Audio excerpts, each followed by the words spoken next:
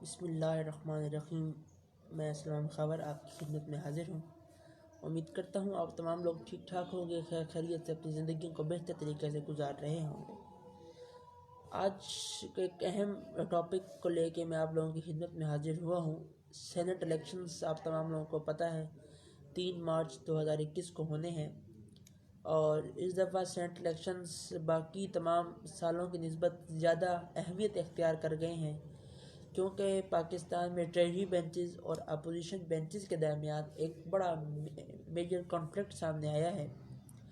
अब बेसिकली वो कॉन्फ्लिक्ट क्या है, वो ये है कि जो ट्रेजरी बेंचेस हैं वो उसको ओपन बैलेट के थ्रू करवाना चाहते थे और उसके जो अपोजिशन है वो उसको क्या कहते हैं खुफिया बैलेट के हिसाब से क्या करवाना चाहती थी।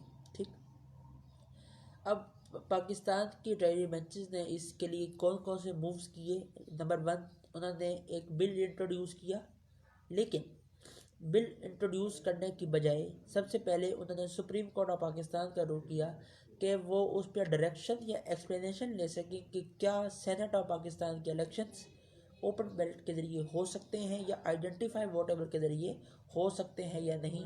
बट इस बात को देखा गया और उन्होंने वहाँ पर अभी इस जमा करा के साथ ही उन्होंने पार्लियामेंट में भी एक बिल इंट्रोड्यूस कर दिया कि 26th अमेंडमेंट की जाए कॉन्स्टिट्यूशन में। ठीक, अब 26th अमेंडमेंट जो कॉन्स्टिट्यूशन में उन्होंने मूव की, इट्स नॉट द थिंग के जो कि बड़ी एक इम्पॉर्टेंट थी। उन्होंने उसके अंदर एक अहम पॉइंट रेज किया। तब पहली बात तो ये थी कि सेनेट के इलेक्शन ओपन बैलेट के थ्रू कर दिए जाएं।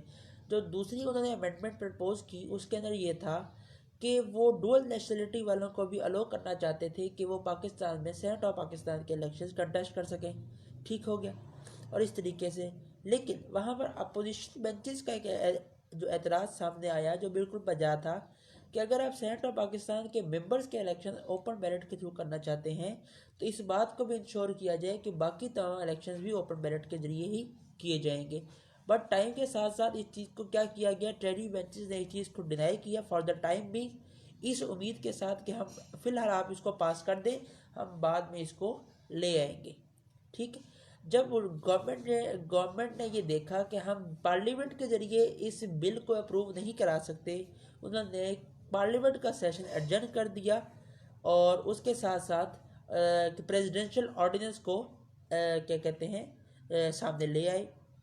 लेकिन अब प्रेसिडेंशियल ऑर्डिनेंस जो ये लेके आए उसमें एक पॉइंट लिख दिया कि ये इस ऑर्डिनेंस की execution supreme court of Pakistan के डायरेक्शन के साथ एफिलिएट कर दी गई है।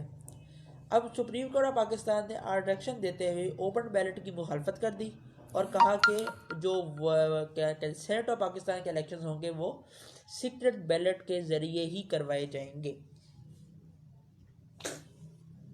ठीक हो गया। अच्छा, अब सीक्रेट बैलेट के ज़रिए ही करवाए जाएंगे, इसका क्या मतलब था। इसका बेसिक जो पॉइंट ये था कि जिस तरह पहले इलेक्शन सेनेट ऑफ पाकिस्तान के होते आ रहे हैं वैसे ही होंगे। अब इस ज़िम्मे में एक पॉइंट और यहाँ पर इंट्रोड्यूस किया गया जो सुप्रीम कोर्ट ऑफ पाकिस्तान ने अपनी डायरेक्शन में लिखा कि it's not the for ever option for Pakistan but the parliament can amend the following article. अब सबसे पहले हम बात करते हैं कि सेनेट ऑफ पाकिस्तान के इलेक्शंस कब होते हैं, क्यों होते हैं और उसकी वजह क्या होती है।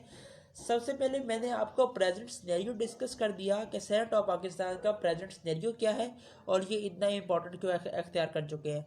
इसी ज़िम्मे में एक बात बताया चलूँ कि पंजाब के सेनेट ऑफ पाकिस्तान का वो मुतबरक इदारा है जहाँ पर चारों सूबों की नुमाइंदगी बिल्कुल बराबर होती है जी, यानी कि आबादी के लिहाज से नहीं बल्कि उनको बराबर नुमाइंदगी दी जाती है। क्यों? क्योंकि इसे ऐवान बाला कहा जाता है और ऐवान बाला में तमाम सूबों की नुमाइंदगी बिल्कुल बराबर ही होनी चाहिए। ठीक, अब सेनेट ऑफ पाकिस्तान के इलेक्शंस के लिए एक ट्रांसफरेबल वोट की एक ऑप्शन मौजूद है जो कि ट्रांसफरेबल वोट के ज़रिए इसका इलेक्शन करवाया जाता है।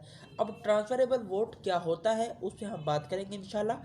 सबसे पहले मैं आपको ये बताया चलूँ कि सेनेट ऑफ पाकिस्तान के जो मेंबर्स की तादाद है वो 73 के आइन के मुताबिक 45 थी, जिसे बाद में 77 में से 63 मेंबर्स कर दिए गए, 85 में 87 कर दिए गए और 2002 में 100 और 2015 में सेनेट ऑफ पाकिस्तान के मेंबर्स की तादाद 104 कर दी गई। ठीक हो गया। अब होता क्या है कि जो सेनेट के मेंबरान होते हैं वो 6 साल के लिए मुंतखब होते हैं, और उन 6 साल में जो 3 साल के बाद आधे मेंबरान जो होते हैं वो रिटायर हो जाते हैं, और इस तरह 3 साल के बाद एक सब इलेक्शन करवाया जाता है। यानी कि 104 टोटल सीट्स होती हैं जो कि 2 किस्तों में इलेक्शन लड़के आती हैं।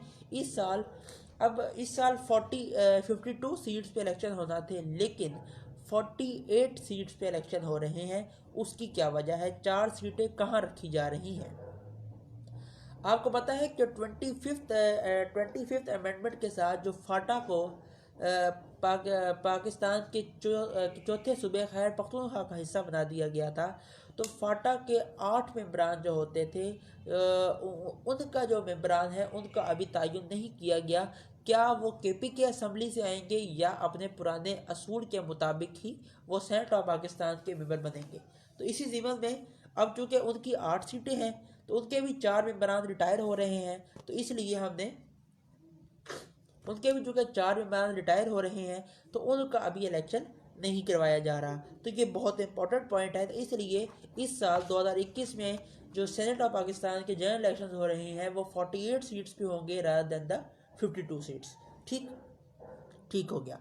अब इसी ज़िम्मन में आपको एक बात और बता चलूँ कि पंजाब की 11 सीटों पे इलेक्शंस हो चुके हैं, बल्कि अनअपोज सेनेटर्स मुंतखब हो चुके हैं, जिसके अंदर से 5 सेनेटर्स आपके पाकिस्तान तहरीक इंसाफ के, 5 सेनेटर्स पाकिस्तान मुस्लिम लीग नून के, और 1 सेनेटर मुस्लिम लीग काफ का मुंतखब हो चुका है।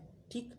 अच्छा, अब लोग एक बात और करते हैं कि पंजाब के मेंबरान की तादाद जो प्रोविंशियल असम्बली की है वो काफ़ी ज़्यादा है, नेशनल असम्बली में ज़्यादा है, केपी की असम्बली में कम है, बलूचिस्तान असम्बली की जो मेंबर्स हैं वो उससे भी कम है। तो किस तरीके से ये इलेक्शन होता है, ये बहुत इंपॉर्टेंट पॉइंट है। ठीक है, तो सबसे पहले हम क्या करते हैं, हम हर असम्बली का गोल्डन फिगर देखते हैं कि गोल्डन फिगर क्या है। अब गोल्डन फिगर क्या होता है? गोल्डन फिगर ये होता है कि जितने टोटल मेंबरान होते हैं, फॉर एग्जांपल अगर मैं बात करता हूँ क्या कहते हैं इसके पंजाब की, तो पंजाब में टोटल अगर 376 सीट्स हैं। ठीक है, अब 376 सीट्स हैं, लेकिन इलेक्शन कितनी सीटों पे हो रहा है? इलेक्शन 11 सीटों पे हो रहा है। तो फिर हम 376 को 11 से डिवाइड कर देंगे तो हमारे पास 53 का ऑप्शन आ जाता है। यानी कि 53 वोट्स एक मेंबर को लेना लाजमी है पंजाब से, अगर वो सेनेट ऑफ पाकिस्तान का मेंबर बनना चाहता है। तो this is 53 is a golden figure. तो हम क्या करते हैं कि total members of the assembly को टोटल नंबर ऑफ सीट्स पे डिवाइड कर देते हैं, तो हमारे पास एक गोल्डन फिगर आ जाती है। उस गोल्डन फिगर का मतलब ये होता है कि इतने वोट हर मेंबर ज़रूर लेगा जो सेनेट ऑफ पाकिस्तान का मेंबर बनना चाहता है। ठीक। अब एक और पॉइंट जो कि बहुत इम्पोर्टेंट है, हम उस पर बात करते हैं। वो ये है कि अगर एक बंदा है जिसको 53 वोट चाहिए थे, लेकिन उसको जो वोट पड़े वो 83 वोट पड़ गए।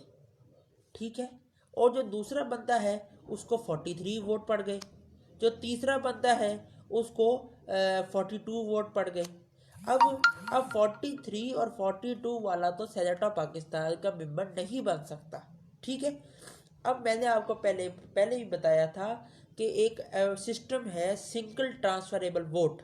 ठीक है, तो ये सिंगल ट्रांसफरेबल वोट जो है वो वाला जो फैक्ट है वो यहाँ पर लागू होता है। किस तरीके से कि सेनेट ऑफ पाकिस्तान का मेंबर बनने के लिए चाहिए थे 53 वोट, अब पहले बंदे को पड़े 83, अब यहाँ पर 30 वोट जो है वो एक्स्ट्रा हो गए।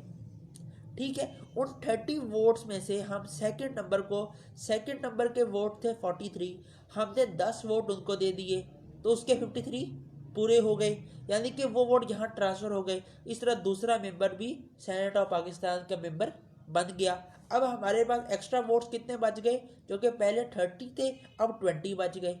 अब तीसरे बंदे के वोट थे 42, अब उसके कितने वोट कम थे? 11 वोट कम थे, तो हमने 10 में से 11 वोट हमने इसको दे दिए। इस तरीके से इसके भी 53 हो गए। अब जब इसके वोट भी 53 हो गए तो इस तरह ये भी सेनेट ऑफ पाकिस्तान का मेंबर बन गया। ठीक है, अब इसी तरीके से अगर कोई चौथा बंदा है उसके वोट्स 40 हैं तो वो जो बकाया 9 वोट हैं वो इसको शिफ्ट कर देंगे, तो इस तरह ये वाला बंदा 49 लेके सेनेट ऑफ पाकिस्तान का में बन जाएगा। यानी कि सिंगल ट्रांसफरेबल वोट का सिस्टम क्या होता है कि वो जो वोट्स होते हैं वो ट्रांसफ़र कर दिए जाते हैं बाकी मेंबरान में जिनको मतलूबा वोट नहीं मिले होते। इस तरह वो 53 वोट लेके सेनेट ऑफ पाकिस्तान का मेंबर बन जाता है। यानी कि आपने अगर सेनेट ऑफ पाकिस्तान का मेंबर बनना है तो आपको गोल्डन फिगर वाला जो डिजिट है वो आपको ज़रूर हासिल करना पड़ेगा। अब क्वेश्चन फिर वही है कि गोल्डन फिगर क्या होता है, पहले ही बता दिया, दोबारा रिवाइज करा देता हूँ कि जो total number of members of the assembly होते हैं उनको डिवाइड कर देते हैं किस पे, टोटल नंबर ऑफ सीट्स पे, तो आपको पता चल जाता है कि एक बंदे को कितने वोट चाहिए होंगे। ठीक हो गया। इसी तरीके से इस दफ़ा मैं दोबारा बता दूं 52 सीट्स पे इलेक्शन होते हैं, इस दफ़ा 48 सीट्स पे इलेक्शन हो रहे हैं। उसकी वजह यह है, उसकी सिर्फ वजह यह है कि फाटा की 8 सीटें होती हैं, फाटा की 8 में से 4 मेंबरान इस साल रिटायर हो रहे हैं, लेकिन उनकी सीट पे इलेक्शन नहीं हो रहा। क्यों?